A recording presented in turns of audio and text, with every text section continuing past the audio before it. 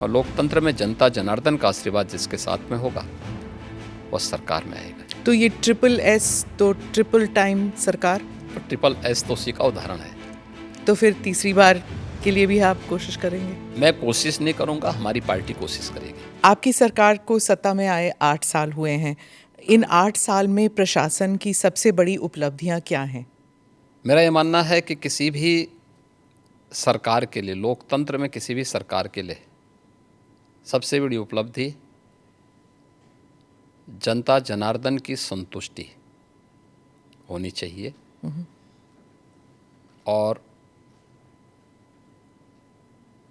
मैं इस बात को कह सकता हूं कि पिछले 8 वर्ष में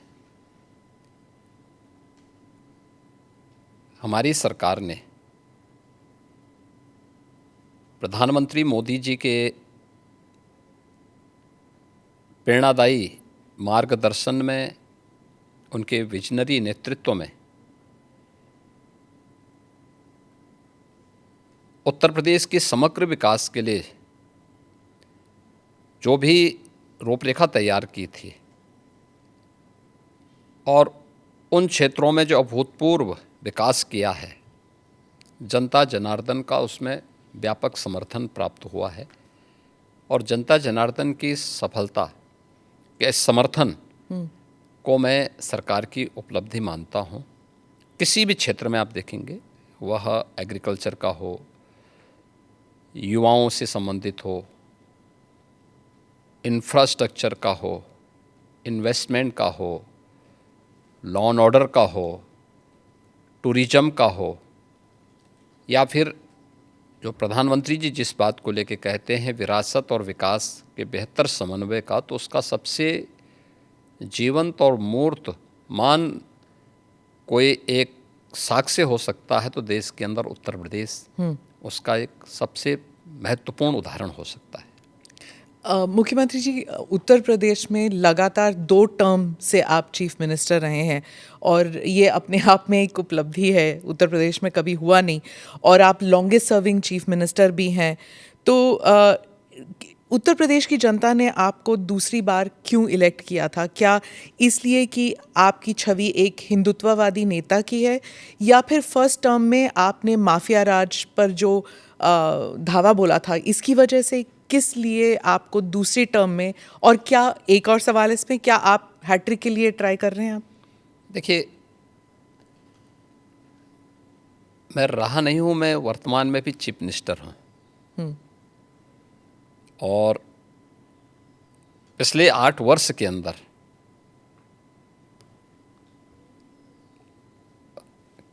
अपनी पार्टी के नेतृत्व के कारण, पार्टी के और सहयोगी दलों के सभी नेताओं के सहयोग के कारण, भारतीय जनता पार्टी के एक कार्यकर्ता और अन्य सहयोगी संगठनों के सहयोग से जनता जनार्दन का जो आशीर्वाद हमें प्राप्त हुआ है, तो ये हमारी सरकार को पहली बार यह अवसर मिला है कि आज़ादी के बाद कोई मुख्यमंत्री 5 वर्षों तक लगातार काम करे और फिर से वह 2/3 मेजॉरिटी के साथ गवर्नमेंट बना ले। ये फर्स्ट टाइम हुआ था और यह भी उपलब्धि हमारे साथ जुड़ी थी। और पिछले 8 वर्ष से तो हम यहाँ सेवा कर ही रहे हैं। तो सेवा, सुरक्षा और सुशासन का जो मॉडल हमारी पार्टी का था, उसको प्रभावी ढंग से उत्तर प्रदेश में लागू करने के कारण आज जनता जनार्दन का व्यापक आशीर्वाद भारतीय जनता पार्टी के साथ में है, हमारे साथ में है। और लोकतंत्र में जनता जनार्दन का आशीर्वाद जिसके साथ में होगा वह सरकार में आएगा। तो ये ट्रिपल S तो ट्रिपल टाइम सरकार, तो ट्रिपल एस तो उसी का उदाहरण है। तो फिर तीसरी बार के लिए भी आप कोशिश करेंगे? मैं कोशिश नहीं करूंगा, हमारी पार्टी कोशिश करेगी। पर चीफ मिनिस्टर तो आप ही बनेंगे ना? नहीं, मैं क्यों बन सकता हूँ? भारतीय जनता पार्टी का कोई भी कार्यकर्ता बन सकता है। अच्छा, क्योंकि ऐसी अटकलें लगाई जा रही थी, क्योंकि आपने कहा था कि जब आप पहले टर्म में आपको कुछ अफसर ने कहा था कि आप अयोध्या मत जाइए, विवाद हो सकता है, और आपने कहा कि अगर सत्ता चली भी जाए तो कोई बात नहीं। अब आपने ये 2-3 बारी कहा कि सत्ता चली जाएगी, त्याग देंगे। जब ऐसी बातें होती है तो फिर अटकलें लगाई जाती है कि शायद योगी जी दिल्ली की तरफ देख रहे हैं या फिर दिल्ली से न्योता आया है। देखिए, ये उदाहरण उन प्रसंगों को लेकर के होते हैं जहाँ पे विरासत को आगे बढ़ाने का एक जज्बा सामने आता है। 2017 के पहले अयोध्या की क्या स्थिति थी, हर एक व्यक्ति जानता था।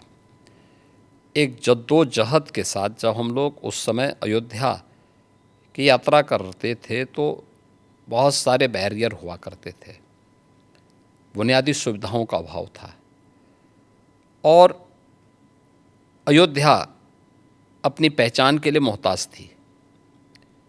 2017 में भारतीय जनता पार्टी की डबल इंजन की सरकार उत्तर प्रदेश में बनी, और उत्तर प्रदेश में सरकार बनने के बाद उन चुनौतियों से भी हमें का भी सामना करना था।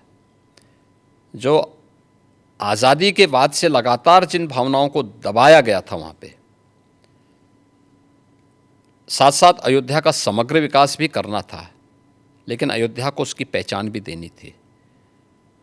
और उसी में एक बड़ा तबका ऐसा था जो ये मानता था कि हमें इस प्रकार के मुद्दों को नहीं टच करना चाहिए क्योंकि ये विवाद हो सकता है।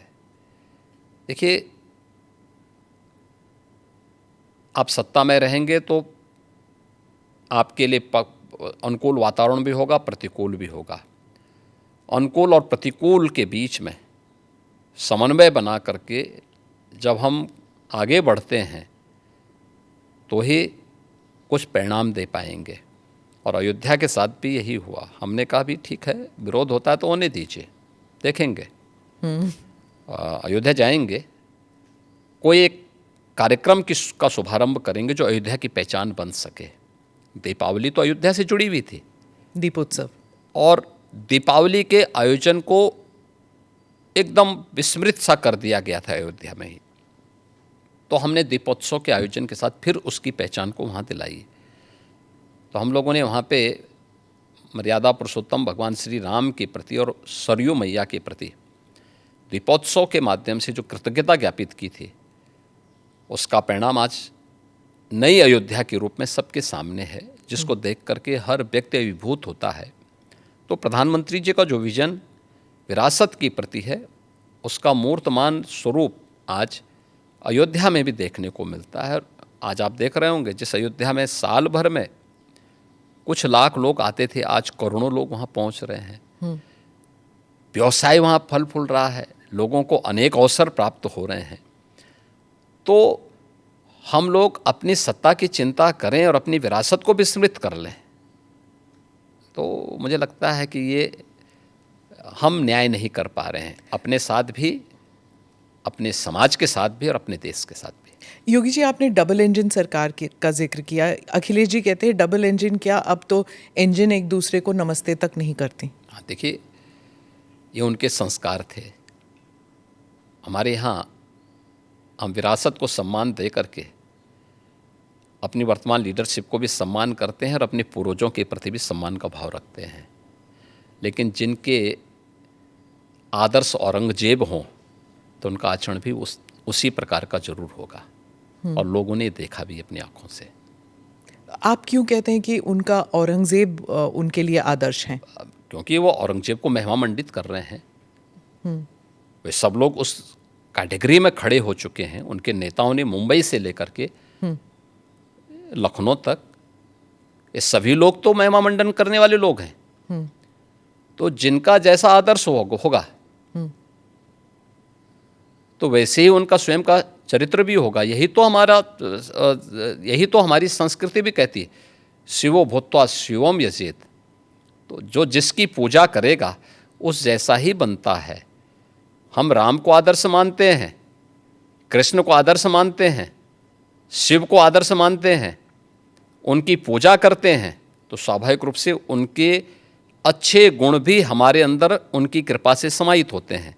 जो औरंगजेब को, बाबर को अपना आदर्श मानता होगा तो उन जैसे गुण भी उनके अंदर देखने को मिलेंगे और ये आचरण लोगों ने अपनी आंखों से देखा भी है और आगे भी देखेंगे। वो कहते हैं आपको हिस्ट्री के बारे में कुछ पता नहीं है। राणा संगा के बारे में उन्होंने कहा कि वो थे जिन्होंने बाबर को न्योता दिया था।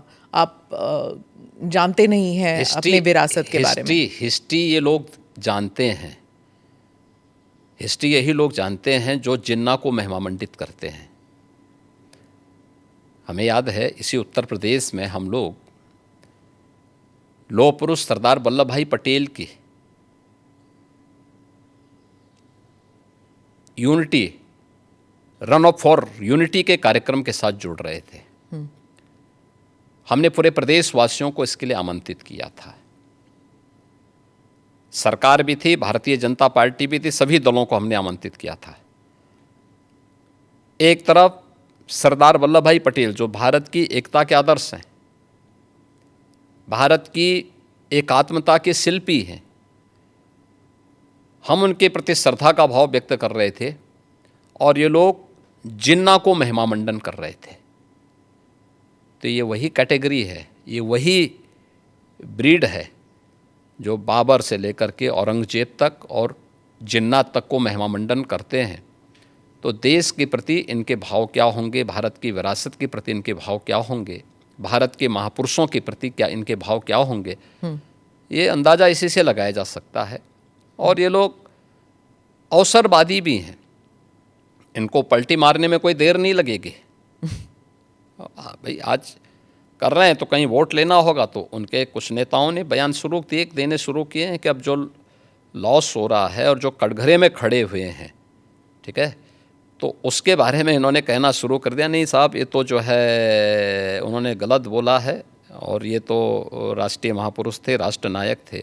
राणा सांगा के इतिहास को अगर इन्होंने पढ़ा होता, वो महान योद्धा जिसके शरीर के घाव इस बात को बताते थे कि इन्होंने भारत की धर्म और संस्कृति को बचाने के लिए उस समय किस प्रकार के पराक्रम का परिचय दिया था। ये महाराणा प्रताप, महाराणा सांगा, छत्रपति शिवाजी महाराज और गुरु गोविंद सिंह के बारे में ये लोग बताएंगे। इतिहास के बारे में लोग क्या जानते हैं? जो औरंगजेब और बाबर की पूजा करते हों, जो जिन्ना को अपना आदर्श मानते हों, इन लोगों से इसकी उम्मीद नहीं की जा सकती है।